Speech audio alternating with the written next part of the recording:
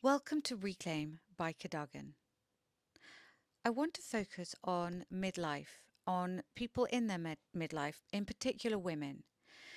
If you look back at our mothers, our grandmothers, and our great grandmothers, their lives were actually very different to ours, and we're still following a little bit, less so, but it's still sad that women in those days, in their late 30s, early 40s, sort of became obsolete. They'd had their child rearing years, and they were no longer the people, the women that men looked to for being attracted to.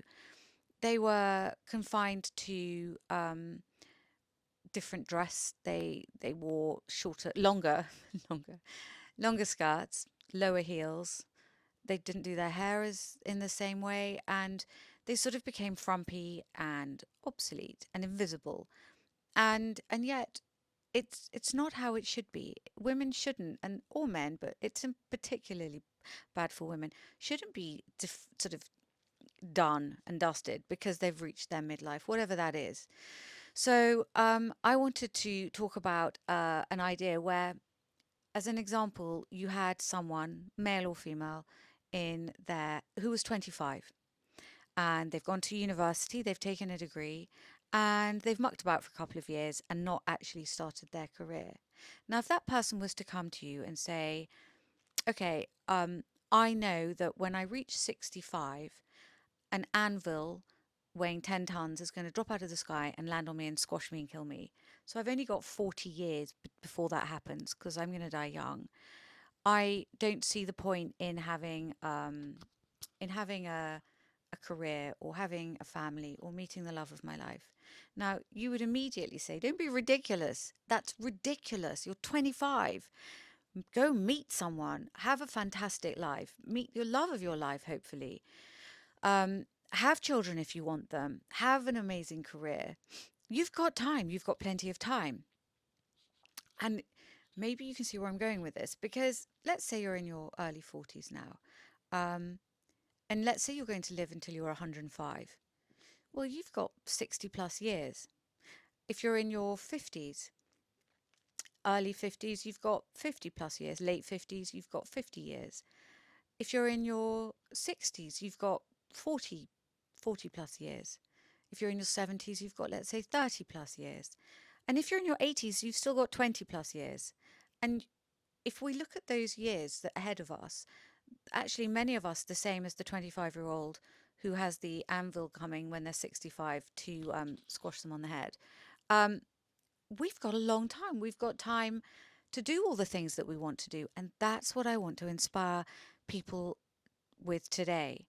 That's the message from today is there are four things in life I think that we can change. And I think we're in a really good position because we've already had our children if we're going to have them.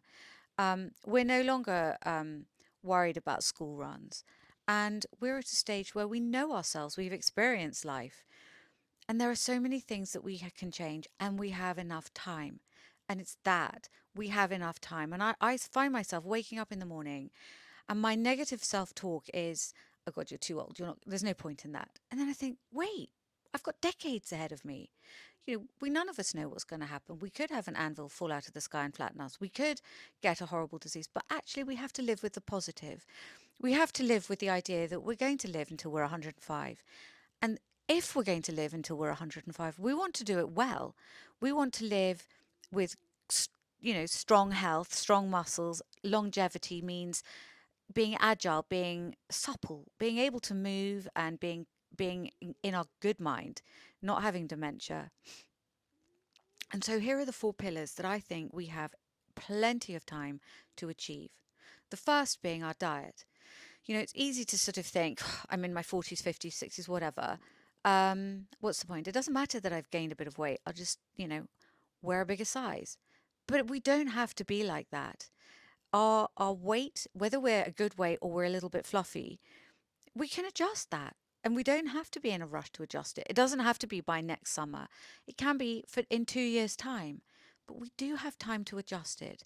We have time to start eating well, to start eating enough protein. I know that there are some people saying, oh, we don't need to focus on protein, people get enough. But I think the thing is that as you get older, when you reach midlife, your protein metabolism isn't as good. So we need a little bit more protein than we once did. So actually, the rule of thumb is that whatever your goal weight is in pounds, so let's say you want to be 100 pounds, you should be eating a gram of protein per pound. So 100 grams of protein per day. And equally, if you wanted to be 150 pounds as your goal weight, then you should be eating 150 grams of protein per day. And there are lots of ways we can get protein in. We can eat, a chicken breast is over 30 grams, but we can eat Greek yogurt, we can eat protein powders, we can eat meat, fish, eggs, nuts, legumes, protein bars. There's even a drink you can get now. There are quite a few companies make it. It's like a squash, and you add it to water, and it makes a glass of squash that has 15 to 20 grams of protein in it, and it tastes like lemonade, or whatever flavor you've picked. So there are quite easy ways of getting in the protein. And if you want to be in a deficit, there are plenty of ways of making, big bulky salads or lots of steamed veg that really work. And don't forget, you can still allow your little treats. You can still have the odd bits of chocolate, or I don't know, whatever your thing is. Allow yourself that, but just in moderation, and make sure you're in a deficit.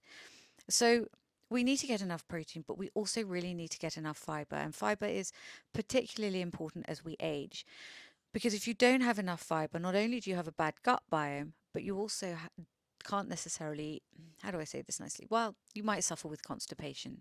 And people that are older, particularly over 70, with constipation, it can represent looking like the symptoms, I suppose, could be a little bit like dementia.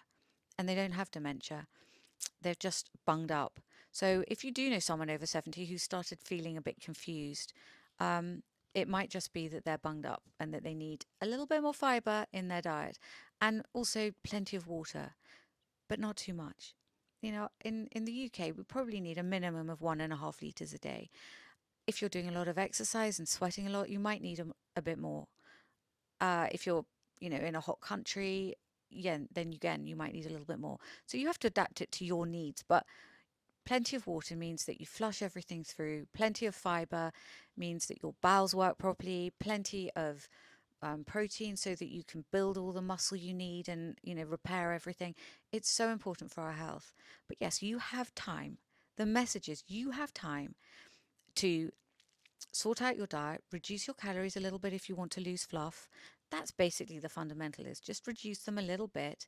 I will be putting on my Instagram um, the actual nutrition equation for how many calories you burn, and I'm happy to put it on my Instagram. I'll list the Instagram account in the notes below, and you can see exactly what calories you're burning, or roughly. It's never an exact science, um, but you can find out, and you can burn the calories you need and eat sufficient calories to be healthy and to have enough protein and fiber, but just be in a slight deficit so you lose a little bit. And we all lose. And we know now from all of these injectables that people use, I think they're Wegovy, Ozempic, Manjaro, those sort of things, that people that didn't think they could lose weight magically could. So people with um, PCOS, or problems with their, menopause, people that thought they couldn't lose weight went on those injections and magically lost weight. So we know we're all capable of losing the weight. And that's so encouraging. It means you can.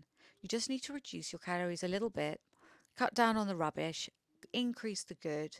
And it really is about increasing the good and filling up on the really good, healthy things. And when we do that, we live really well and we have a good diet. So, the first thing I want to say is you have masses of time, decades, to improve your diet. And if you can get it really on point in the next year or two, really, get your eating properly into a good rhythm, and eating really well and lots of protein and healthy foods, you'll lose weight and you'll feel much better and your brain will work better. And that comes on to the second pillar. And the second pillar is exercise. Now, lots of people in midlife have spent their time working, looking after their children, and haven't really focused on exercise. And certainly when we were younger, we didn't have all the knowledge that we do now. But I would say, ideally, everyone everyone, even if you're disabled, even if you're in your 70s, should be doing some resistance training, should be working with weights. And you can start small. And I know of an account on Instagram that you can follow or get your family to help you if you don't use Instagram, to follow this, to see this person and contact them. Because a lot of people offer coaching and training, and it's so expensive. It's sort of like 100, £120 a month. And this guy charges £10 a month, and he'll give you a full training plan which is aimed at your experience, even if you've never done a thing in your life, all the way to somebody that is experienced and just wants new training plans. And his name is, it's Carl, Carl, and then underscore epic underscore fitness. Again, I'll put it in the notes for the for the YouTube. Um, but if you use him, he will help you to do the resistance training that you need to do. And you can start light, you can start simple, you can do just 5, 10, 15 minutes a day, or 15, 10 minutes every time you do it, 3, 4 times a week. But start and just see how you feel, because what happens is, at first it becomes a little bit of a chore and you think, oh God, I don't want to do it.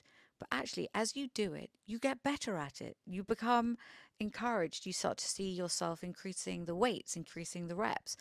And it's exciting comparing yourself to what you were a week ago, a month ago. So it really does get easier, and it starts off exhausting you, and it ends up, you actually feel more energized. So keep with it, but also add to that other exercise, because it's good to do things that make us feel good. Just for the sheer movement and getting the blood circulating, it's good for our brains, and it burns the calories, which also helps if you want to lose a bit of fluff. And you can do anything from going for walks, and you can start small and just increase the mileage. You can start with half a mile or a quarter of a mile or 5 minutes, and increase it and increase it. You can walk around your sitting room if needs be. Um, you don't have to go to the gym. The gym's great because it's got all the kit.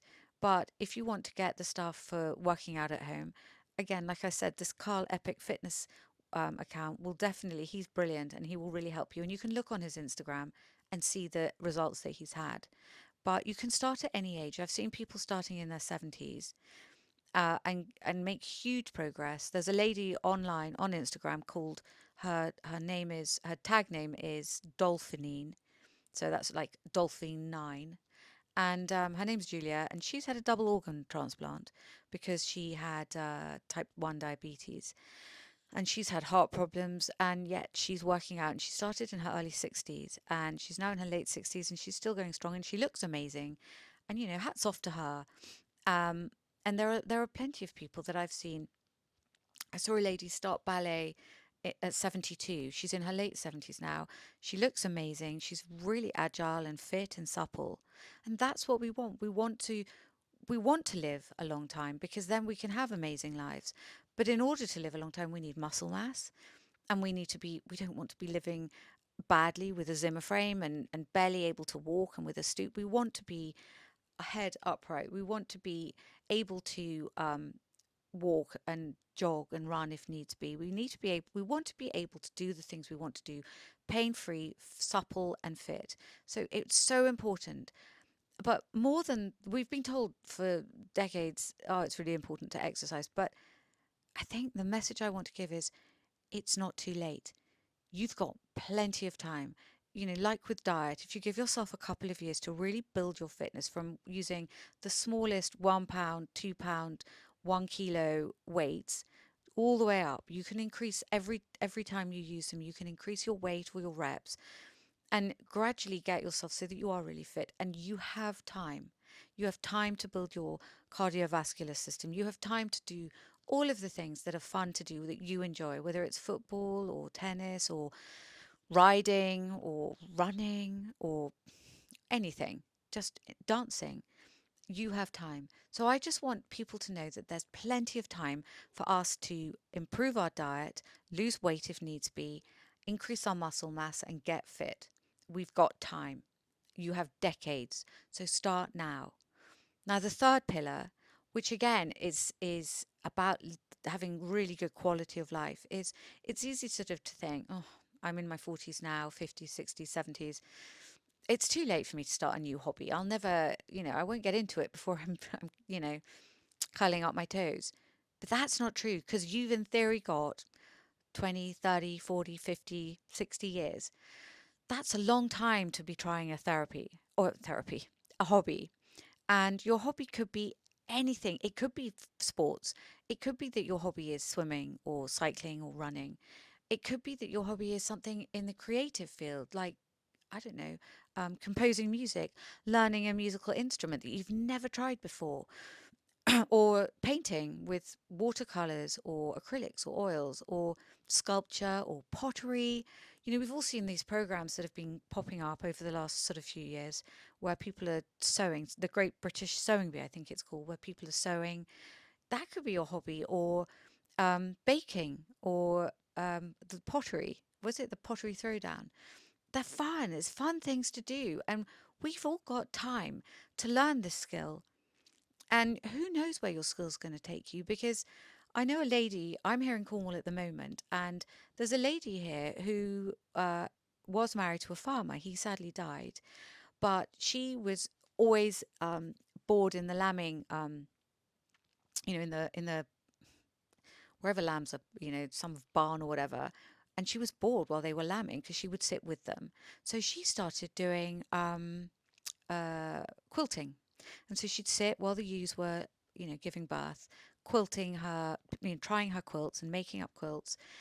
And gradually over the years, she built up a huge collection of amazing quilts.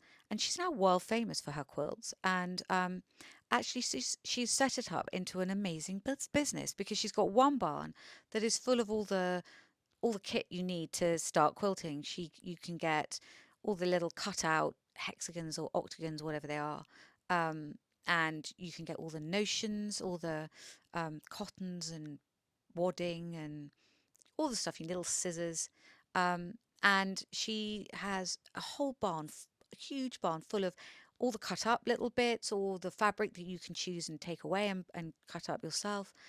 And like I said, she's world famous for this, and she's got this huge barn of kit that is full of people buying things and trying out this new hobby.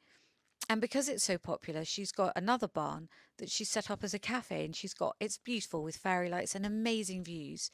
And she's got, you can stop and have a cup of tea, a cup of coffee, cream tea, sandwiches, all of the things. It's absolutely lovely. And it's now a thriving business. It's always booked.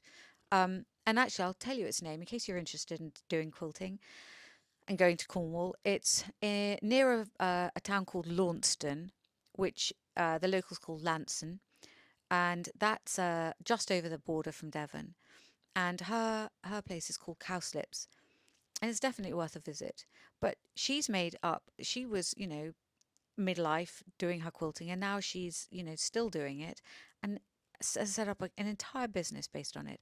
So the message I want to give to you is whatever your hobby is, whatever you want to do, whether it's mechanics, whether it's, I don't know, gliding, bungee jumping, there's no limit. You know what you've thought of in your life and thought, oh, I'd love to try that. Learning a musical instrument, whatever it is, do it. You have time, you've got decades, do it. And the final pillar that I want to talk about is your career. Many people in midlife, certainly women in menopause, have already given up their career, or they're sick of it. We're sick of our career, we never enjoyed it, or there was a career we wished we'd done and we wish we hadn't listened to our parents or the whatever it is at school that tell us what career we should have, and careers advisor, and there was something we wanted to do, or we wish, some of you will be having your pension and thinking, well, no, that's it, I'm retired. It's not it. You've still got decades left.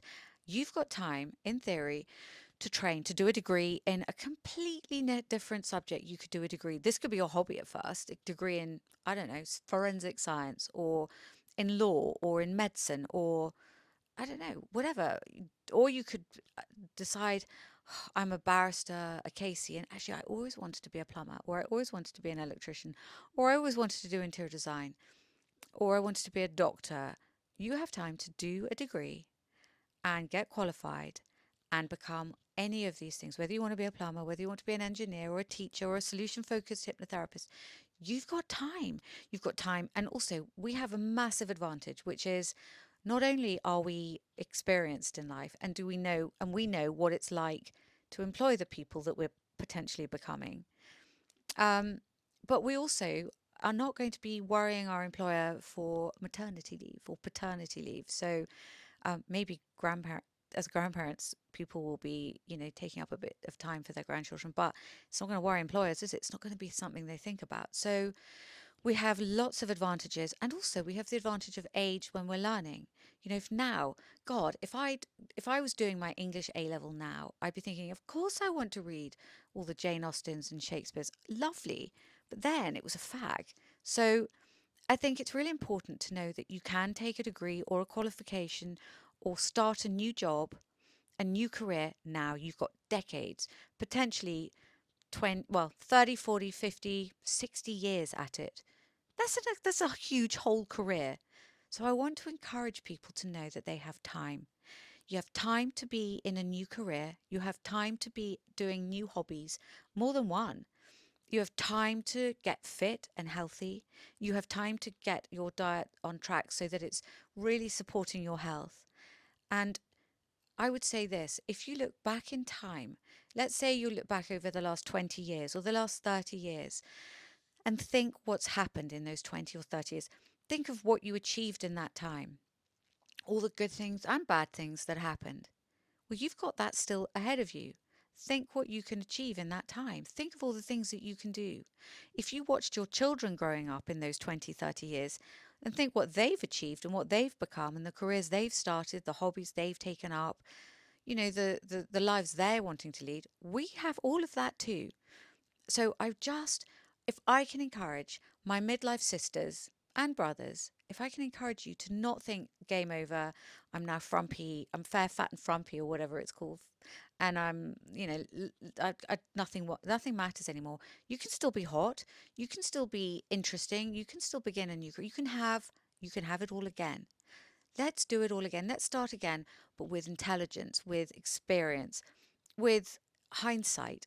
We've got all of that behind us, and without having to bring up children and do the school run and worry about their homework and prep and visiting them and all of that. Now, now we're free to do it, and we're free to do it on our terms, and we know what we want. So I just want to encourage all of you, go do it, go get them. I know you can, and if I can give any advice give any support, then contact me at the Cadogan practice. I'm happy to help. And actually, one piece of advice I would give is if you're feeling a little bit like, oh, I don't know if I can, go and have some solution focused hypnotherapy, because what it will do is it will support you in moving forward and actually going for your goals. It will really support you. And you don't have to use me. You can use, and you might want face to face, and I'm in London and you might not be. So if you want someone wherever you are in the country or in the world, you can have that. Go and find somebody that's trained in solution focused hypnotherapy, and they will really help you to do what you want to do, to achieve what you want to achieve. I see people online, so it can be anywhere in the world, but there are plenty of other people that see people online, plenty of other solution focused hypnotherapists, and it's fantastic for getting you to achieve your goals and for believing in yourself. So that would be one piece of advice. And I'd also like to say, to give you some examples of people I know, apart from the lady doing her hobby in her barn in that's now a big going concern, cowslips, um, is my divorce solicitor. When I first met him, was old. He's now 85, I think. He's around 85, and his name is Raymond Tooth. And he must have been he must have been in his career for about 60 years. He's still going strong. He's probably charging, Lord knows what he's charging, hundreds and hundreds of pounds, because he was hundreds and hundreds when I used him. He's very expensive and he's still going strong. So there is no reason why, if he's still going at 85, you can't train up now and you be going at 85. Now, equally, I knew of a girl who in midlife decided to set up her own business. Her children were, at senior school at this stage, and she wanted to do her own business. And she was doing interior things, and she ran it from a barn in her garden. And that's how it started out.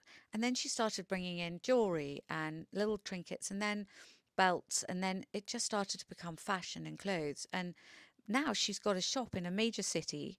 She's got and a beautiful shop, and she sells amazing things. But actually, more than that, and it is really a successful going concern, but more than that, she enjoys it. She's absolutely fulfilled and loving it. And her children are now, leaving university, and she's got this amazing business going. So honestly, there are so many examples. I can cite more examples, but I think I've gone on long enough. But I just want you to know that you can change your career, you can start new hobbies, start a new career, sort your fitness out, get fit, build a good muscle base so that you can have longevity and you know fitness so that you're not walking with a Zimmer frame, and you can really, get yourself healthy. And I really want you to. So all of the best. I really, really hope you succeed, and I hope you do take something from this. And I hope it helps. If not one person, I mean, I love that it helped one person, but I'd like it to help everyone that's seen it, all three of you. So I hope that helps.